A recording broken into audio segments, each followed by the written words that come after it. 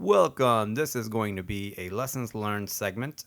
I had mentioned in the previous video of the unboxing that this was my brother's, and I shot this well over a year ago, a long time ago. And since then, he had either lost it or broken it. So my initial plan, which was to borrow it again and shoot some test footage, it won't happen now. In any case, I did ask him what he thought of it from the time he did use it, and he said he overall liked it. He loved the video quality and liked the performance. Sometimes it got hot using this magnet thingy, but overall he liked it. In any case, let's get to what I learned from this video. Lesson number 1, really the main lesson, the only lesson that I learned was warp stabilizer is not magic, which of course I knew that going in. I've used it before, but really this video emphasized just how important it is to get your shot stabilized from the get-go. Over here I'm just showing you how to add it. I'm sure most of you are already savvy enough to know how to add effects, but just in case, showing you how to do it anyways. You never know what level people are watching the videos, so there you go. You just add the effect, and then usually it starts analyzing on its own. Sometimes you'll have to manually go in and analyze. But once it's done analyzing, you'll see what kind of effect it had on your clip. And over here, you'll see that weird, warpy, wavy, jittery effect that it has on that specific area. A lot of variables that I've noticed that it might happen to. One involves the focusing. Something's blurry and then in focus and blurry again, or not in focus. Why am I saying blurry? But focusing might be a factor, and obviously your footage itself, if it's shaky, it'll start doing some wild things, which you'll see.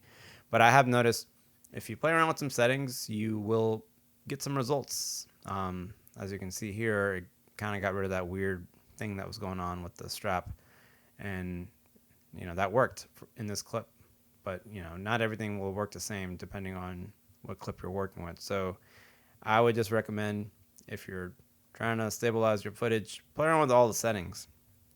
That's what I did, just to find what works for me, depending on the clip. And just note that even after playing around with all the settings and doing all sorts of stuff, some stuff is just not going to work out, which was my situation. A lot of the clips that I couldn't use or ended up even using in my video, you could see that weird warpiness going on. But it is what it is. Sometimes you just have to deal with it.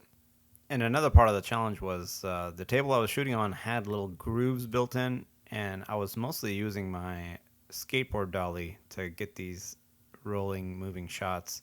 So naturally, when the wheels would go over the grooves, it would create a bump, and that doesn't translate well when you're using warp stabilizer. But in any case, it's still on me. I could have probably found an alternative way to shoot it. So lesson learned there too. And I know I'm a relatively new channel, still growing, but just in case people are watching wondering what I use for my transitions and titles, I mostly use AE Juice. There is some instances where I use something else or create my own, but in most cases I use AE Juice. Saves me a lot of time. It has the option to add a window extension within Premiere, makes it super easy to access and super easy to use and customize in most cases. So if you're at all interested, be sure to use the link in the description. I do get a kickback from it, so I would appreciate it.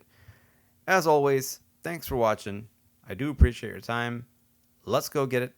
Thank you. Welcome. Bye.